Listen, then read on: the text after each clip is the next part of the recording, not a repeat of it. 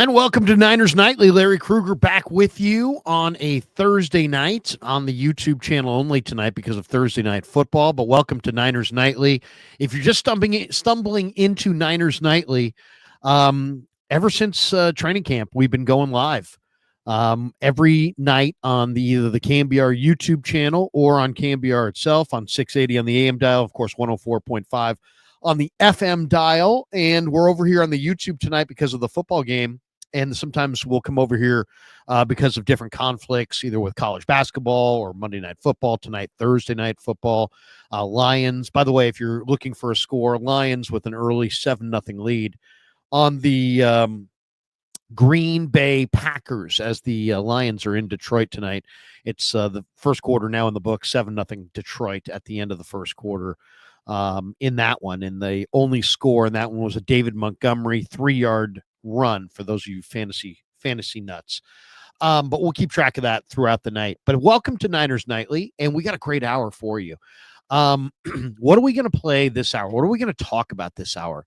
I want to talk a little bit about my man Dieter Kurtenbach, who is going to join me later on tonight on the Krueger Show on the YouTube, probably around 9 o'clock after the Thursday night game and probably after the Warrior game. Anyway, we'll talk a little with Dieter tonight about an article that he's written about Brock Purdy. And he is, kind of broached the question, is Brock Purdy having a down year? And Fox Sports or FS1 picked it up, Broussard and those guys on FS1, and Dieter got a little love. We'll talk to Dieter about it later tonight, but we'll debate it later this hour. We'll let you hear some of the debate. Is it unfair to judge Brock Purdy off of this season? And it's a good question. It really is. And where are you with Brock right now? Where are the 49ers with Brock right now? Where does Brock stand up against the other quarterbacks in the league? What would you pay him?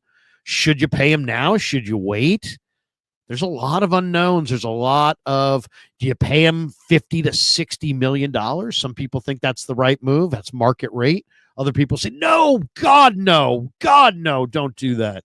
And there's an awful lot of passionate 49er fans. So we'll finish up the hour talking about Brock Purdy, and we're going to play some of those cuts. But I'm going to first start off with a couple of our locker room conversations because it's been a good week in the locker room.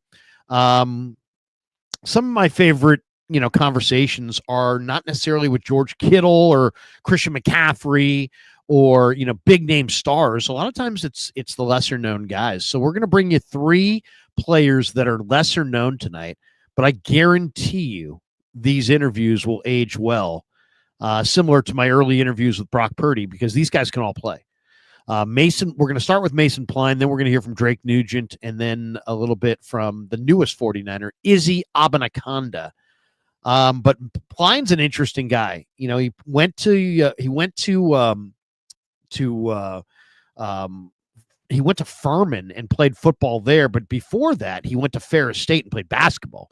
And, he was a really good basketball player. And I stumbled onto his basketball highlights in the lead up to the draft. And I thought, man, look at this guy. This is an above the rim 6'8" guy throwing it down, looking like Aaron Gordon on the break. And, he's a football player. He's a tight end. I started watching his football tape, and I'm like, you know what? This is not your typical basketball player playing football. This guy's actually pretty physical. And I really was a fan of his leading into the draft. I was super excited when the Niners signed him as an undrafted guy. They've given him a redshirt year, and I caught up with him in the locker room, not this week, but last week, and it's a real good – I thought it was an interesting conversation, kind of a brief conversation, but here's Mason Pline. All right, we're here in the Niner locker room with Niners practice squad tight end Mason Pline. And how's the rookie year going so far? It's good. Learned a lot, continuing to learn a lot weekly. Just trying to get 1% better each week, whether it's in the run game, pass game, whatever it is. Just trying to take the next step in each spot. So. Tell us your story. I know you were playing hoops at Ferris State, transferred. You played football at Furman. Tell us your story. What part of the country are you from? Where'd you grow up? Grew up in a really small farm town in Michigan, pretty centrally located, a little ways from Lansing. Very small town. Graduating class is 43 kids. Oh, wow. Yeah, it's only a town of 1,000 people. So very, very small community, very tight-knit community, but grew up playing basketball, baseball, football, did them all. And yeah, like you said, played basketball at Ferris State for 3 years before switching over, and eventually ended up at Furman and having a pretty good year for my post-grad year. How did you guys feel the football team when you had 43 people graduating? Honestly, historically, we have very good football teams for like the division we are. But usually it's like, the teams are like 22, 23 guys. You're playing both ways, special teams, all of it. So usually it's not very high numbers, but you make it work. Now, I saw some of your basketball film. You were kind of a above the rim player. What was your position? Power forward, small forward? So primarily, like, we would run a 4-out, 1-in offense. Primarily, I was the fourth guy out on the perimeter. I could shoot it a little bit, and just allowed for a lot of mismatches and opened up the paint area, which was kind of the idea of the offense. Just create a lot of open space, a lot of dribble drive action, stuff like that. If we went big or if we went small, then I would move in, and if we went real big, I could move to a different spot on the perimeter. So, if we went to your home, your family home in Michigan, would we find a Bad Boys poster anywhere? Were you a Pistons, Lions guy as a kid? I wasn't a big Pistons guy. I grew on up. I was a very big Lions fan, but I'm not a huge like NBA person. Mm-hmm. I think I have the utmost respect for those guys because they're the best in the world. But I was always like a big college basketball when it came to just watching. So.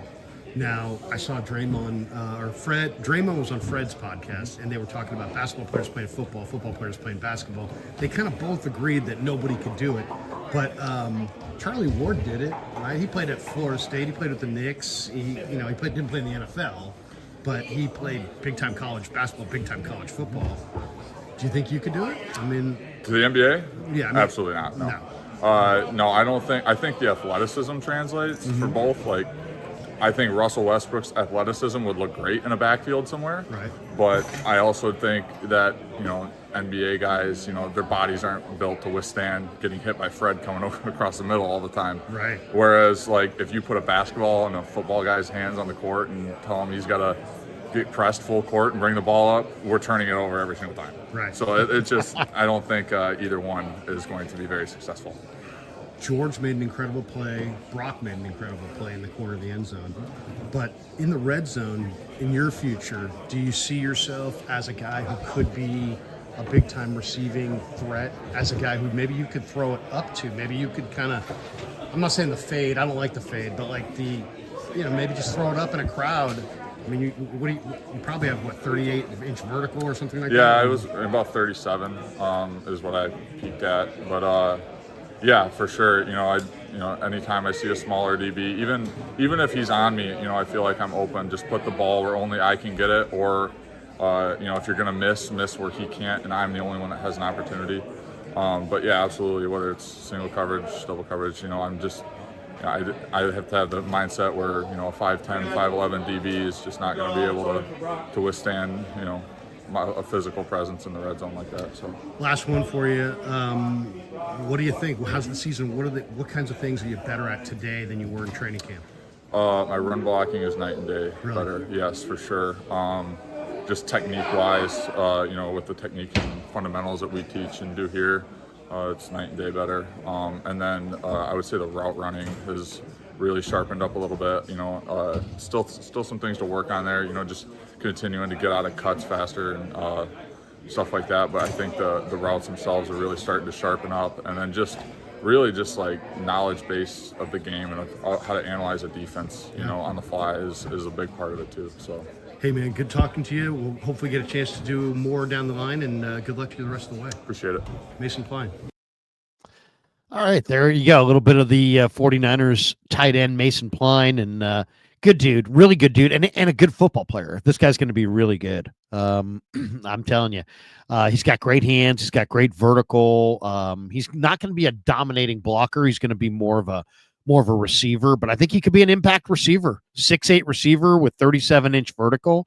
And they're giving him a redshirt year because they know that he's got a lot of potential, but they don't want to get him out there before he's ready to roll. So I think that was a really good signing as an undrafted free agent.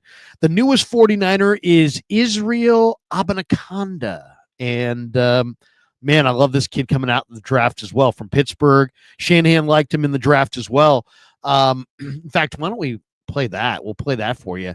Yesterday we were talking to Shanahan about a number of different things, and one of the things that he mentioned was that he really liked Izzy coming out in the draft, and it's now they have a chance with the every negative, one door closes, another one opens, right? So it was obviously the end of the year for JP Mason because of his injury, the end of the year for CMC because of his injury. They're both headed to IR, but it's an opportunity for guys like Izzy Abanaconda.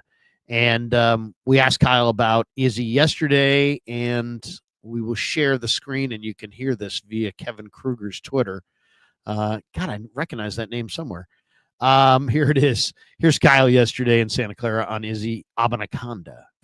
What do you know about your new running back, Israel Abanaconda? What do you like about him? I liked him coming out of college. I haven't studied him a ton in the NFL, but he was a guy that I had good notes on from college and liked, and and I know our scouting department thought his best guy out there being available and stuff. So in our situation, especially glad to get him here. Was he one of the running backs that Bobby was on to in the 23 draft doing the phone calls and things like that? If Bobby's on every single one. So yes, definitely. You don't have to ask that question twice. Was Bobby T on this running back? Yes, Bobby T was on every running back. But Bobby T's got a great eye for it. I mean, let's call it the way it is. Mike Shanahan had a lot of success as an NFL head coach. Kyle Shanahan has had a lot of success as an NFL head coach. What do they have in common? Bobby T. Bobby T is the running back coach for both. And what does Bobby T do great? He can eyeball a good running back, whether that guy comes in the first round with bells and whistles, or if nobody wants him at all and he's an undrafted guy and shows up at a workout with a ripped T-shirt and shorts. I mean, Bobby T knows talent when he sees it. He saw it in Denver. Terrell Davis was a 6th-round pick. Mike Shanahan had a lot of success with Mike Anderson, Olandis Gary, Clinton Portis, a number of different backs, many of which were not high picks. Kyle Shanahan with Jeff Wilson, Raheem Mostert, Elijah Mitchell, J.P. Mason. I mean, the names, there's a number of them. Even guys that are still in the league but just weren't stars here. Jermichael Hasty is a good NFL back. Another guy the 49ers found. So they've got a good eye for it. And when I say they, I mean Bobby T and the Niner personnel department. And I feel good about the Niner personnel department, partially because I went through and did a deep dive yesterday, or a couple days ago, actually. Maybe it was 2 or 3 days ago. I guess it was Monday or Tuesday. And I just wanted to see, who are the free agent at running back? Who's out there? I knew the Niners had a bunch of injuries. And I'm like, I just want to see who's out there. Who's out there for them to choose from? And I looked at all the free agents, and, this guy, Boston Scott. I mean, Leonard Fournette was out there. Jerick McKinnon, a lot of guys with a lot of tread on the tires. Not a lot of tread on the tires. A lot of older guys, a lot of broken down guys. And then I went and looked at every team's practice squad, and there was 5 or 6 or 7 backs there off practice squads that were pretty interesting, including Frank Gore's son, Frank Gore Jr., who's on Buffalo's practice squad. But I didn't see Izzy Abanaconda. He was on their regular roster, and they waived him, the Jets roster, and the Niners picked him off waivers. Izzy Abanaconda is better than Frank Gore's son, in my opinion, and better than the other practice squad running backs that the Niners, if they wanted to, could have plucked off another team's practice squad. If the rule is, if you can take a player off another team's practice squad, as long as you're going to promote that player and put him on your active roster. You can't take him off their practice squad and put him on your practice squad. But if you're going to put him on your active roster, it's a big financial boon for them. I think the pay rate in the NFL for the practice squad is about $200,000, which there's nothing to, that's hardly like, oh my God, that's nothing. It's bird feed. But the minimum salary in the league is closer to $800,000. So if you can go from the practice squad to the active roster, I mean, you're in a totally different financial category. And obviously nobody would, like, sometimes I've heard people say, well, maybe he'd rather be on the practice squad on this team than be on the active roster on that team. If you ever hear anybody say that, just go, no, you're wrong. You're wrong. You know what I mean? It's like, because nobody's giving up, $600,000 I mean, if you want to piss off your wife or girlfriend, just say, hey, I could have been making 600 grand more, but I decided I wanted to be on the practice squad instead over here. No, you don't do that. So anyway, the long and the short of it is Izzy Abanaconda is now a 49er, and I caught up with him yesterday inside the locker room, and here's our little dialogue. All right, we're here in the Niner locker room with Izzy Abanaconda. And Izzy, did I pass the first test? Did I pronounce Abanaconda? Yeah, you got it. Nice. Well, tell us a little bit about yourself, man. You're a Brooklyn kid. Tell us about your family and growing up. Yeah, growing up, a little tough over there in Brooklyn, New York. But, my family, my parents Nigerian, so, they kept my head focused. My brother, my sister, our head focused. We didn't really go out too much and that, so, carry that on through my whole career. Kind of got me here, it was helpful, especially my dad. He was hard on us. And, he's very proud right now, seeing how everything went well, just about how he taught us. And, just an East Coast boy over here on the West Coast. Still got to get the grind, nothing different, same work. I love your game, man. I watched it at Pitt. What's your 40? I mean, somebody said you may have run 4.26, maybe 4.32. You're definitely cooking. What would you say? What's the fastest 40 that I you definitely run? believe it was in the 4.3s. I think it was 4.3s, high 4.3s. It was a lot. There was a lot of people saying a whole bunch of different things, but I know for sure, for me, I know it's in the 4.3s. I know. And what are you weighing these days? 220, 215? Oh, yeah, 215, between 215 220. And is that what you like to? That's your playing weight? Yeah, that's my play weight, yeah. You had 20 touchdowns. You led the FBS at Pitt. Obviously had a lot of success there. What would you attribute your success there? I mean, was there somebody at Pitt that helped you along the way and helped you develop your game? Definitely the coaching staff, Coach Narduzzi, Coach Signetti. He was the offensive coordinator at that time, just give me the opportunity to give me the ball. Yeah, just give me the opportunity to give me the ball that many times a game and open up a good scheme for me to run, my O-line, for sure. Yeah, it was my whole team, for real, my whole team.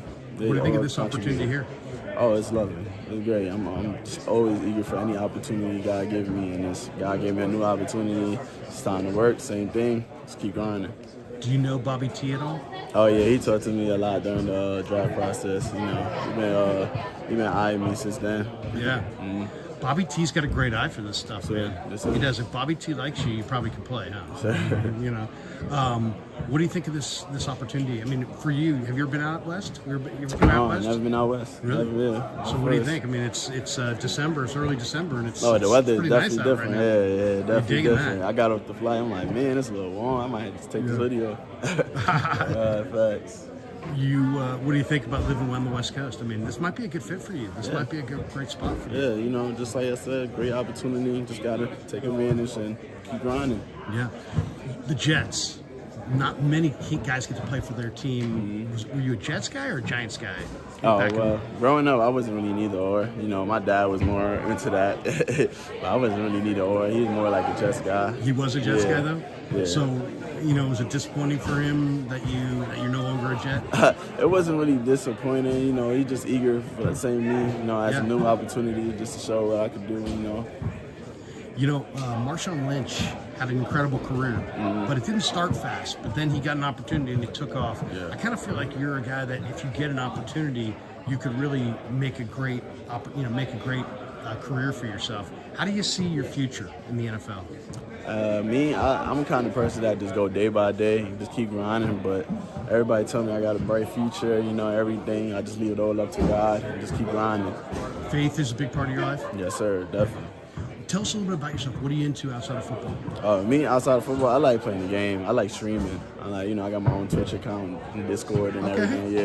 Yeah, I like doing that, and I like shopping. Shopping? Yeah. Shopping for what? Clothes. I love clothes shopping. Nice, Sneakers, nice. clothes, anything, Yeah. What about sports growing up? Was football your only sport? Or did you play other track. sports? I played. I did ran track. I did a little bit of basketball when I was young, but that's when I was skinnier though. Point guard? I was skinnier. Point guard or two guard? No, I was a little like shooting guard. Okay. Yeah, sometimes I could be a center because I could jump, but I got a little bigger. I got a little, sniffer. I can't do all that. What does your family think about you playing out here with the Niners? Obviously, they're got to be excited for you. Oh yeah, they're very excited. They're very happy. They're happy. Yeah. Very excited. Will they come out here will they make the big trek to the West Coast and come watch you? Definitely. Yeah. Definitely. You think you get a chance to play this week? Hopefully. I just keep grinding, keep my head up. Do you need reps and practice? What do you need to get ready to play in a game? Just learn the plays. get connected with the team, and that's all. Yeah. Yeah. How long do you think that takes typically? Probably just a practice week. Yeah. So practice week. And what were you doing the last month or so? What were were you working out? Yeah, I was still practicing with the Practicing with the Yeah, I was Jets. still practicing with the Jets. And- Keep myself prepared. Yeah, and how difficult is that when you're not playing to use that practice time to stay in shape, stay sharp? How difficult is that? I mean, people would think it's so difficult, but I was just really trying to help the team and help myself, by just continuing to grind, grind against the ones. So I was just helping myself in a way. Did you know anybody in this room before you got here? No, I didn't know. You still don't know I nobody. didn't know. But you're eager to know your teammates, man. Yeah, for hey, sure. good luck in the city. Good luck with the Niners, and thanks for stopping by on the Krueger Show. Appreciate you. Appreciate that. Thank you. Izzy Abba. There you go. Izzy Abanaconda. Good dude. And great story. I mean, great story. I went to Abraham Lincoln High School in Brooklyn, joined the Pitt Panthers in 2020, burst onto the national scene as a junior. He was all ACC. He led the Panthers with over 1,400 rushing yards, tied the FBS lead with 20 rushing touchdowns. I mean, that really stands out. His father, Saidi, was born in Nigeria and ran track at Georgia Tech and was eventually asked to join the Georgia Tech football team. And then his brother, Michael, played football at Buffalo and at Temple in Philly. So I think this guy's a good fit. I really do. He's a zone scheme runner. He's got amazing top end speed, pretty good bulk, pretty good explosiveness. He's got a great spin move, two-step acceleration, 5'10", about 215 pounds, 5th round pick by the Jets in the 2023 draft. But they've got Breece Hall, they've got other backs, they get great depth, and they cut this guy loose. But I'm telling you, this guy can play. It's going to be fun to watch. It's going to be a lot of fun to watch. And maybe as soon as Sunday, we may get a chance to see Izzy Abanaconda out there in the football field. All right, let's hear from Drake Nugent. And by the way, Izzy will be wearing number 47, wearing John Lynch's old 47. Today, I caught up with Drake Nugent inside the locker room, former Stanford center, former Michigan Wolverine, practice squad center, but a guy with a lot of talent that I think is going to play a lot of years in the NFL. Good conversation. Here it is. Here in the Niner locker room with Drake Nugent, Niners rookie center on the practice squad. And how's your year going so far? It's been going good. Yeah, you kind of said it's been hanging out in the practice squad, just giving looks and stuff during the week, best I can for the guys on defense, and just working at my craft and stuff like that. What were your expectations of this year coming in, and what's it actually been like? Has it met your expectations, or has it been a little different? A little bit of both. I think there was definitely just some growing pains, just getting used to how the operations of things are during the season for an NFL team compared to college. But other than that, I figured I'd be doing the scout team stuff, the cards and all that. So that met my expectations in that way. Just knowing what my role was on the scout team for practice. So other than that, it's been just kind of what I expected. What do you need to work on? I mean, you're a great player in college at Stanford and Michigan. This is a different level. So what's going to make you an NFL starter and a 10-year player in this league? Yeah, I think mainly right now, basketball's. I think right now just my hand placement. That's something I've really been trying to work on. Hand placement. Yeah, it's been stressing me out a little bit because sometimes I struggle with it. So that's just something I've been really trying to emphasize in individual and stuff. And then I've been doing a lot of guard stuff in practice, so that's a little bit more new for me as well. So I've been trying to just work on my craft in that way, just get settled into my shoes, and really it's all about hand placement, because I feel like I have good enough movement to stay in front of guys. It's just I get out of place with my hands sometimes, and that kind of screws me up. So every player has different strengths and weaknesses. You got a deep group of centers. Give me something about, the position really well. Give us something technically about the position. If I say Jake, what does Jake do really well that you like as a guy who plays his position? This. That'd be hands. He's good with his hands. Yeah, he's really good with his hands. Whether that's setting his shoulder on outside zone and getting his hand inside on the pec, or just even in pass pro. Just reacting really quickly to a bull rush and getting his hands inside. In college I could always snap and stab with my offhand, and I'd usually land it, all the time. But now, you got a lot of better rushers with better counters and stuff like that. So it's really just, staying throughout my posture and having good technique throughout the entire pass set, not just right off the ball and like that first punch like I was in college. How about a guy like Nick Zakel, who's a bigger-bodied guy? You guys maybe have different games, or what do you notice about his game that you like? Yeah, I think Nick does a good job as well with his hands, but at the same time, like he's got a really strong punch. I feel like an individual when we just do like our snap-off drills and stuff, when it's me, him, and Jake doing our, on our pods and stuff like that. And he obviously he's super athletic and he can go to guard and center, and I think he's a great swing guy in there. So I've been able to learn from both of those guys and just pick their brains. So. How about Barch? I thought he had a really good game. He only allowed one pressure and like 24 pass block snaps, and he's a funny guy. I like talking to him. He's kind of a character, but he's played all over the line, and you guys needed him at left guard. He played pretty well this week. Yeah, Barch has been playing his ass off. He's basically locked down in one-on-ones recently at the guard position. Hasn't been doing too much center in practice since he's obviously now starting at guard for us the past couple of games. But I mean, he's just a big, strong body, and like he's able to use that as his advantage. And it's like, I don't know, it's just, we all have different styles and stuff like that, but it's nice to be able to pick something from each guy and, try to use it towards my own game too. Have you had a chance to pull a guy like Feliciano aside and just kind of get some wisdom there? I mean, this guy played 10 years in the league. He's got all kinds of wisdom. He's really, like, from the shoulders up, this guy's probably the smartest guy in the room. Yeah, especially with him being on IR most of the season, he's always right next to me on the sidelines for every play. We always talk about a lot of stuff, whether that's mainly non-football stuff, to be honest, like just like the business side of the league and how guys get contracts and like just all the different moving parts of how the NFL is, and just things aren't personal and stuff like that, and just like the kind of like that revolving door of every team has of practice squad guys, active guys, injuries, just getting used to that, especially on each team you've been at. But yeah, I've been able to pick his brain. I can't even. There's so many examples. I can't even name one. But mainly like during games, like we're always talking about the plays and stuff. But I've been spending a lot of time with him just because we've both been on the sidelines for games. So. Yeah, I mean, for you, it's an invaluable. I gotta think, right? Yeah. To have a guy like that. I mean, geez, that would be what a gift almost. Yeah. Okay, your Michigan Wolverines look good. They got the win in the horseshoe. Yeah. I know you watched it. What were you thinking at the beginning of that game? Were you confident? Were you nervous? I was confident, but once I saw them tied up at 10, I was very confident in them. Once they probably felt that surge of like belief that they can actually hang with them, then I was like, we might be able to get these guys, and sure as hell we did. What do you think of some of their guys? I mean, I like you, Miles Hinton. You were with Miles at Stanford. I got a meeting in like 2 minutes. Oh, okay. So. This last one. What do you think? Big guy, and he kind of followed you to Michigan. Yeah, Miles is awesome. I still call him and stuff. I watch all of his games. Like when I'm watching the O-line, I'm either watching the center there or I'm watching him.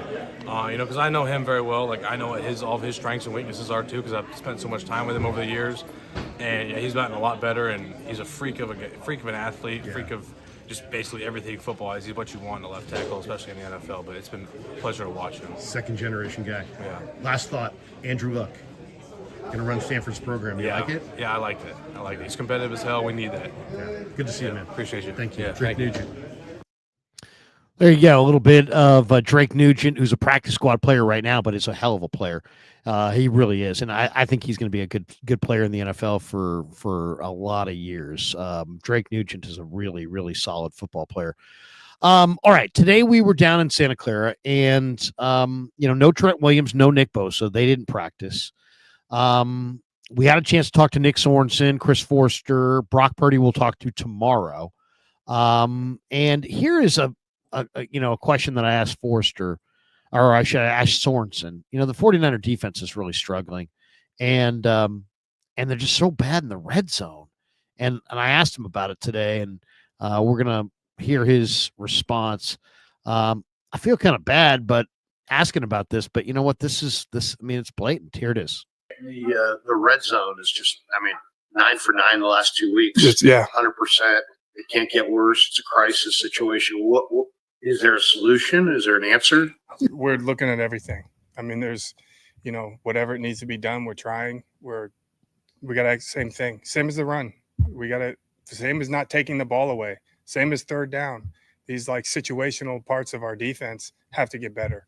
It doesn't matter who's in there. We got to coach it better. We got to execute better. So look at every aspect of it, evaluate everything, looking at ourselves even more throughout what we've done. Is there things we need to change? Do we just need to tighten up what we're doing? So we're just evaluating. And then it's also your opponent. Does that apply to who you're playing? So it's not good. It's not good enough. We have to get it better. Yeah, there's no question. I'll say this: I admire the fact that he doesn't dodge. He didn't dodge that question. And yet they're 9 for 9. Opposing teams are against the 49ers in the red zone right now. 9 for 9. I mean, you just can't. There is the worst you could be is giving up 100% in the red zone, and that's where they're at. They're giving up 100% in the red zone. So, I mean, I don't know what else to say. I really don't. There's a lot of people freaking out, a lot of people panicking. It doesn't look like it's their year, just doesn't look like it's their year. The question is now, what's going to come out of this year? Can anything positive come out of this year? And then what's going forward with Brock Purdy? Let's first hear from Chris Broussard. Broussard had a great little breakdown today with Nick Wright on FS1. They're talking about Brock Purdy. And they're just talking about, how much of this is Brock Purdy's fault? Is Brock Purdy having a down year? Is it unfair to judge Purdy off of this season? I actually kind of think Purdy's playing well. I have some of the numbers, but we'll look at it in a second. But we'll share the screen right here, and you can hear Broussard, and then we'll react to this. This is kind of interesting stuff. This is Broussard, and I forget the third guy's name, but Nick Wright. It's on FS1, and here it is. Pretty good little discussion. Now, this is going to be a couple minutes, and then it's good, and then we'll come back and react to it. Here it is. We're starting with the future of the 49ers and Brock Purdy. Dieter Kurtenbach writing in the Mercury News that the rest of the season is a referendum on your guy Purdy, bro. The money is ready, but the contract hasn't been drawn up just yet. And it's more than fair to say that Purdy's arrow, perhaps for the first time in his short NFL career, is pointing down. It's on him in the final 5 games to flip it, make paying him a no-brainer decision for everybody. Now, there has been a significant statistical slide. He was number 1 in pretty much everything, and now he's kind of all over the map, several of these on the bottom half. So, Brew, would it be unfair to judge Purdy off this season? Well, first of all, since we're quoting Dieter Kurtenbach, who I know Nick wants to get to somehow. Brew loves him. Like he's a sage. Brew loves him. Well, when he's right, I'm not going to rip you. Okay. No, the article also said the money's there. Yeah. That the front office has committed. Oh, they planned for it. Yeah, and same as Albert Breer saying the same thing. They have the money set aside, I guess $60 million a year, somewhere around there. It also said this. I just want to set the record straight. This is what Dieter wrote. The 24-year-old quarterback might be having a down year, but he's still a hell of a player. His scrambling ability is a critical reason why the Niners have not yet been mathematically eliminated from playoff contention. The all-22 is far more forgiving than the zoomed-in broadcast. Trust me that. Me and Josh. Yeah, and I watched the all-22. Yeah, me too. I'm not like just, reading the box scores like some people. I hear you. No, but my point is that I want to paint the article. Yeah, no, the article it's was not not like a he's cutting ripping. article. Right, the article was not a cutting article. So I just wanted to, because the title can show that. To answer your question, it's absolutely fair. Anytime you put tape on, game film or put something on tape, it's fair to judge. What I would say, though, is judge fairly. Judge fairly. Don't be biased, judge fairly. And when you judge fairly, you have to say, well, his defense has gone from 3rd best in the league as far as scoring to 24th. Nick Sorensen, the DC, is under fire because they haven't done well. Thing, is weird because they have the 5th yardage defense and but 11th in forcing turnovers, but 24th scoring. So, those numbers, usually are not that far misaligned. But you can watch. I mean, they're not the same defense they were. And so take that into account. The injuries offensively as well. I mean, defensively, they missed a lot of guys, but offensively as well. His 2 top weapons from last year were McCaffrey and Ayuk. they're gone. Yeah. Debo hasn't been the same. No, Debo's a one-time Pro Bowler. And I thought he was the best football player in the league a few years ago. He's only made one Pro Bowl in his whole career, and that was before Purdy was on the team. All right, so I'm just saying, like, you really have Kittle, who's, I think, still at a high level. Some people think he's down, but that's your only guy. So I just consider that, because we've even seen the greatest that I've seen, Mahomes, not put up the numbers that we're used to seeing from him when he only has Kelsey, who's still great. Well, he won an a MVP great player like that in 2022. But he had just Kelsey. Okay, and he's Mahomes too. Yeah. But the last 2 years, correct, we've seen him play pedestrian. So take that into account, and all these injuries. This graphic right here shows they've lost the second most games by starters to injury in the league, and all the other teams on there essentially, except the Texans, are struggling. Yeah. Now the Colts might make the playoffs, but still, they're right. And so the injuries are huge, and yet Brock Purdy still, and I said it yesterday, but it's worth repeating. Passer rating wise, he's better passer rating than all those guys. Matthew Stafford, Patrick Mahomes, Cousins, Geno Smith, C.J. Stroud. I threw Caleb on there, Nick, because you said he was a top 6 quarterback when he was still in college. Yeah. Dak, Trevor, because he's your guy. So I'm just saying, like, we can judge him, and we can say Purdy has not been what he was the last 2 years or year and a half, but judge it fairly. When you take everything in context, I think you have to say he's still what I've always felt, in last year that he's been a tier 2 quarterback. So if you thought he was tier 1, you're disappointed. If you thought he was tier 2, like I do, then this is what he is. All right. So there you go. My head was spinning listening to that, going back and forth and back and forth. But there's a lot of good points there. There's a lot of good points. And let's talk about Brock Purdy. Because if you if you say, hey, Brock Purdy, is he having a down year? Brock Purdy's not as good this year as last year. But I kind of feel like it's not really about Brock Purdy. It's more about that their equation, Brock Purdy's equation, is kind of bogging down around him. And that's what I see. I mean, I see a player that is still playing at a really high level.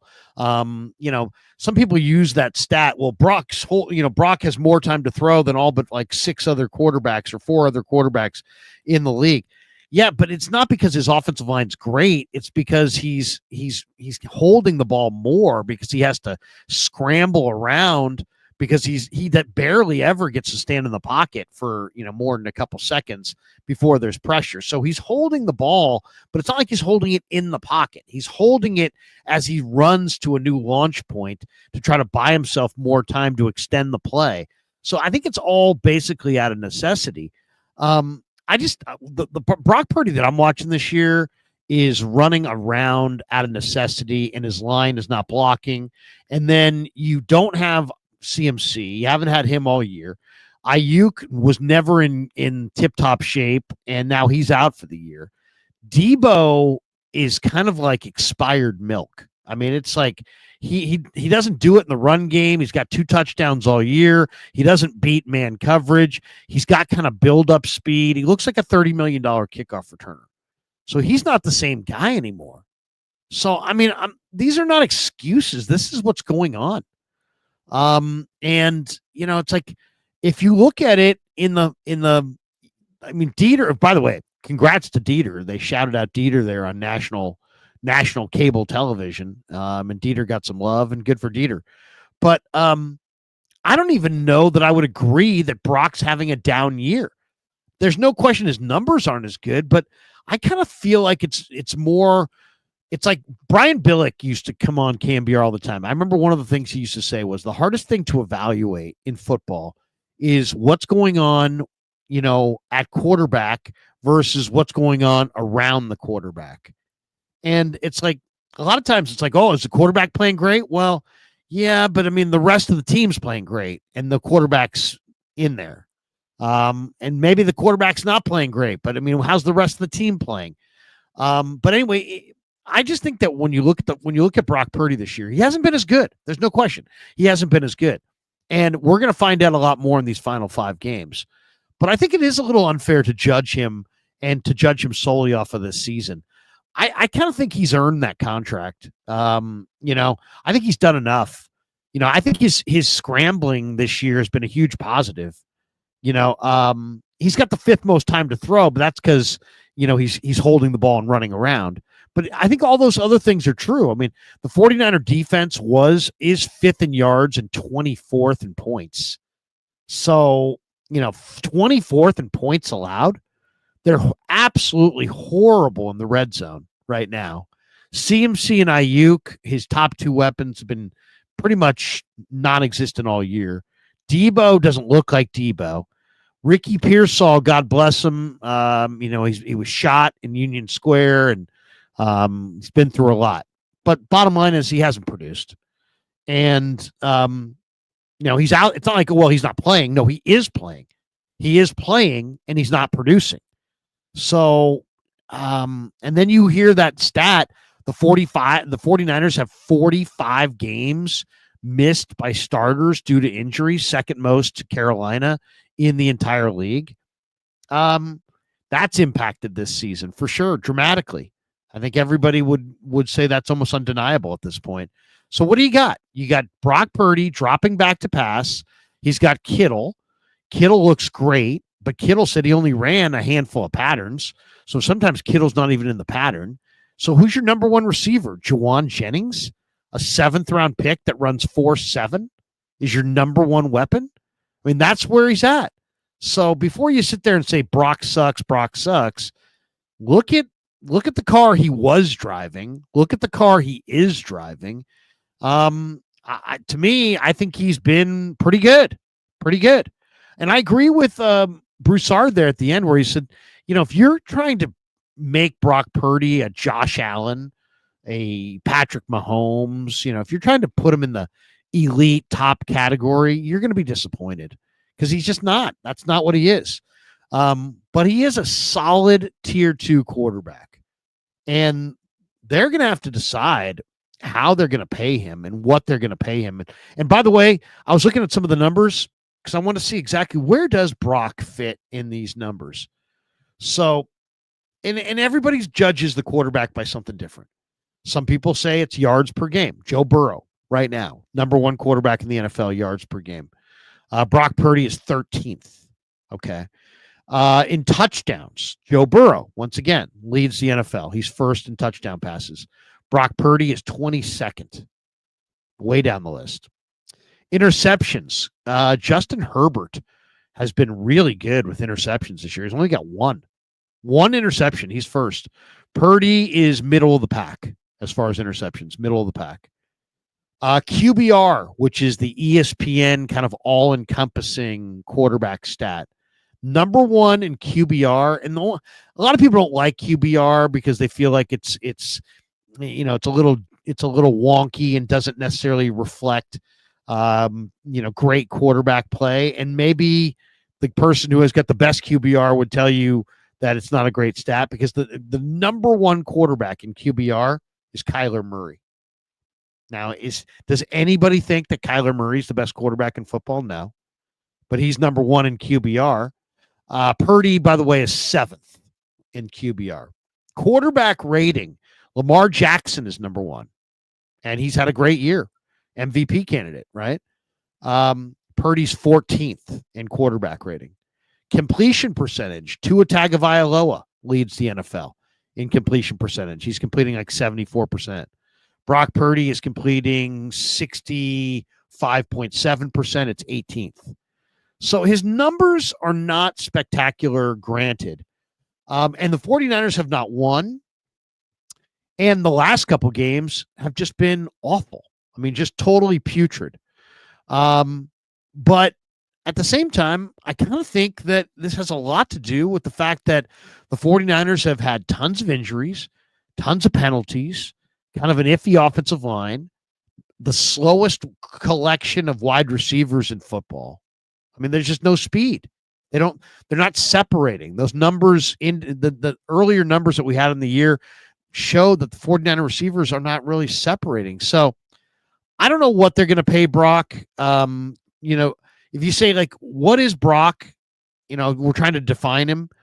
It's hard to say. It's hard to say exactly what he is. I think he's a really good quarterback. Do I think he's an elite quarterback? No, I don't. I don't think he's in that top tier, but I think he's in that next tier. I think he's in that second tier of quarterbacks where I think you can win with him, but you're not going to win solely because of him. He's not going to be able to elevate the entire team in years when you have injuries and he just can't. He's not going to be able to do that. So if you're sitting there going, well, give me a comp. Some people say he's Tua Tagovailoa, who just got $53 million a year from the Miami Dolphins. I think Brock's better. I think he's better than Tua. I really do. I think he's just a better player. I think he processes better. I think he's more accurate. I think he's got a stronger body. I think he's got a more durable body. I think Tua's had major injuries. I don't think Tua's nearly as accurate, though he was incredibly accurate at Alabama. And 74% completion percentage this year for the Dolphins is pretty good. That's pretty damn good. Best in the league, as we said. But I would say I think Purdy's a little – if you said, there's 25 NFL personnel guys here, and they're all going to look at Tua versus Purdy, I bet you more of them are going to like Purdy. Now, it's just a notion, just a guess. That would be my guess. If I was doing a comp, I would compare Purdy to Hurts, who just signed a 5-year, $255 million deal with Philadelphia with an average annual value of $51 million. I think this is where Brock sits. I think he's a Jalen Hurts. I mean, they're 1 year different in age. They're basically the same height, same weight. They're very similar, same, basically same stats, almost the same player in college. Very similar numbers all the way through. Both, lots of college success. Brock at Iowa State, Jalen Hurts at Alabama. Both played in the Big 12, obviously. Both recruited to Alabama by Nick Saban. Both are kind of similar leaders. Both are, devout Christians. Both were multi-sport high school athletes. And then neither were 5-star high school recruits. Both were 4-year college starters. So very similar. I mean, just very similar. A very similar completion percentage and touchdown numbers in college. And then when you look at their physical traits, very similar arm length, hand size. Brock was a little quicker as far as the 10-yard split. Hurts a little faster as far as the 40-yard dash. But very similar. And they both have had a lot of success.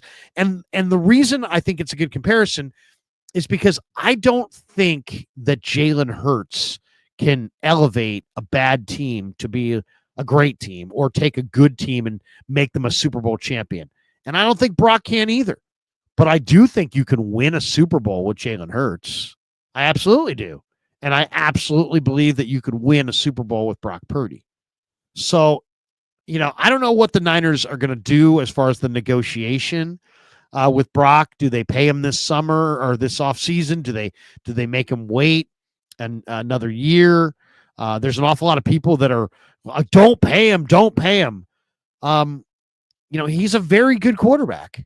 He's not an elite quarterback. He may not be a Hall of Fame quarterback, but Jalen Hurts got $51 million a year. Tua Tagovailoa got $53 million a year. Brock Purdy's going to deserve that right there. That's what he's going to get. That's what he should get. Now, I've heard people say he's going to get $60 million, which would be the most. And, a lot of people feel like that's kind of the way it is in the NFL. Guys get the most and then new guys sign. And then after a while, your number kind of moves down the chart. But to me, 60 million is a little too rich. And if Kyle Strongton, his agent, is demanding $60 million, then, maybe I want to wait. Maybe I'd like to wait it out a little bit. That's kind of how I feel. But I mean, I think the guy's worth $50 million because that's the going rate. That's what Tua got. He's better than Tua. Hurts got 50, 55, 51. I think that's the neighborhood that Brock should be in. $50 million. It's a lot. It's a lot. But I don't look at him as backsliding this year. I look at him as his equation is bogged down. If you back away, you say, what's the theme of the year in the NFL? I think the theme of the year in the NFL is that the offensive line rules the day. Who's the best team in football? Well, the defending Super Bowl champions, the Kansas City Chiefs, of course, right? They've got the best interior offensive line in all of football. Who's the best team in the NFC? Well, it's probably Detroit. What does Detroit have? The best offensive line in the NFL. Well, it could be Philly. What does Philly, got right now? A really dominating offensive line that in the fourth quarter is taking over games. Buffalo looks really good. They have a great offensive line. Baltimore looks really good. They've invested heavily in their offensive line. What quarterback's been sacked the least in the NFL this year? Josh Allen. So, it's one of those things where the 49ers have to get real about the fact that they need to upgrade their offensive line. I was looking at some of the O-line stats today. O-line pass block win rate. Number one team in pro football, Denver, then Philly, then Kansas City, then Baltimore, then Buffalo. I mean, you could argue that outside of the Lions and the Packers, that almost all of the premier Super Bowl contenders are, the top 5 teams in offensive line pass block win rate. And Denver, by the way, has played really well. And have you noticed who's playing well as a rookie quarterback? Bo Nix. Why is he playing well? Maybe because they're pass blocking for him. Potentially, that's the reason. And one of his 5 linemen, by the way, is Mike McGlinchey. All right. How about this one? Offensive line run block win rate. Let's take a look at that. You know who's number one in offensive line run block win rate? And the 49ers better pay attention to this one. The Chicago Bears. Number one O-line run block win rate rankings. Best O-line run blocking O-line in pro football today. The Chicago Bears. Really impressive. Tied with Kansas City and Washington, by the way. So get ready for a lot of DeAndre Swift against the Niners on Sunday. But look at these rankings for the top run blocking lines. Chicago, okay, they're down. They're a rebuilding team. Rookie quarterback. They've lost games a myriad of ways. They've dropped 6 in a row, but they easily could be quite a bit better than their record. Kansas City, defending Super Bowl champion. Washington Commanders, one of the great stories of the year with Daniels. Jaden Daniels has been amazing. The Ravens, one of the best teams in the AFC, and then Denver, who's also kind of been a surprise. And we just talked about how Denver's offensive line has been a major upgrade. Denver's offensive line, number one pass block win rate, number 5 run block win rate. But guess who's not in the top 5 there? The Niners. They have not invested enough in their offensive line. So you're saying Brock Purdy's had a down year? I don't know if I would agree with that. I think their weapons have backslid. Their defense is backslid. They've had a ton of injuries, and he's operating behind a pretty average offensive line at best. And that's not necessarily, saying nice things about the offensive line. But there you go.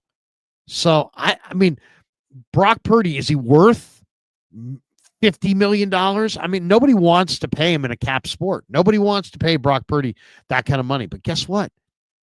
The numbers kind of show that he's backslid. The question is, do you think he himself has backslid, or is he a product of an offensive line that's failed, injuries, no running game, receivers that can't separate, Ricky Pearsall, who's done absolutely zero?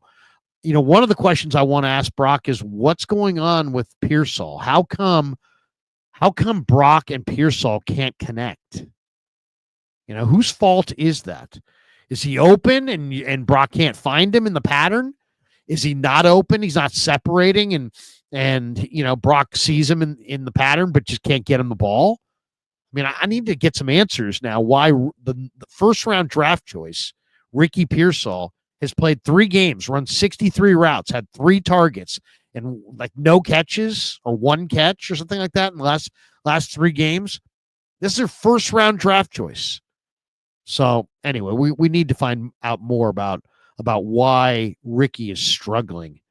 One more good video I want to play you is my man Chase Sr., who went off. Oh, he and it was pretty juicy. This is good stuff here. This is Chase Sr., and he did a video, and he's talking. He's getting into like, people who are complaining and this and that. I don't get into that, but here it is. It's pretty entertaining. Then we'll react before we get out of here. Let me pass along some facts, even though people don't like to hear the truth or face the noise. The 49ers entered the 2024 season as Super Bowl favorites, yet they've lost 3 games to divisional opponents when they've had leads inside 2 minutes to go. They haven't beat a team with a winning record this year. They've been poorly coached. They've played poorly. They've continuously shot themselves in the foot. They're an undisciplined football team. They've now lost 3 games in a row. They're not going to make the playoffs. And in back-to-back games, they've gotten dump trucked and embarrassed 38-10 and 35-10. Yet it's so funny to see people in the comment section on YouTube and on social media who talk about people who cover this team and are willing to criticize the Niners, and they categorize them as negative clickbait chasing merchants. Look, life is not sunshine and rainbows, nor is football, and it's not our job to hold the jockstrap for this Niners organization. It's our job to tell the truth. Wow. Hard hitting. All I would say is, one, I don't know. I mean, you're going to say they're poorly coached. It's not their year. They're not playing well. I don't know that I would say they're poorly coached, but that's his perspective. As far as, why people never like to hear the truth about their team for the most part. They want to hear kind of a little bit more positive version of their team situation or report card. But the truth is the truth. And the fact of the matter is, the 49ers, whether they should have been or not, were the Super Bowl favorite at the beginning of the year. And it's a fact. They haven't beaten any good teams, and they haven't played well. But I don't know that I would say they're not well coached. I would just say that the personnel has eroded. To me, it's not about their coaching. It's about their players. Devondre Campbell is not Trey Greenlaw. Jalen Graham is not Azeez Al-Shaair. Yatir Gross-Matos is not D Ford in his prime. Malik Collins and Jordan Elliott are not Eric Armstead and DeForest Buckner. It's just that simple. They don't really have a free safety. They lost 2 all-world linebackers and replaced them with Demetrius Flannigan-Fowles and Devondre Campbell.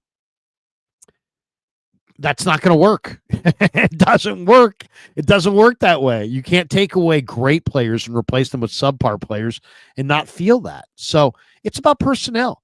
The Niners need some war daddies in the middle. They need 2 big game-wrecking defensive tackles. Malik Collins, Jordan Elliott, Kalia Davis, Kevin Givens, Hargrave, all decent.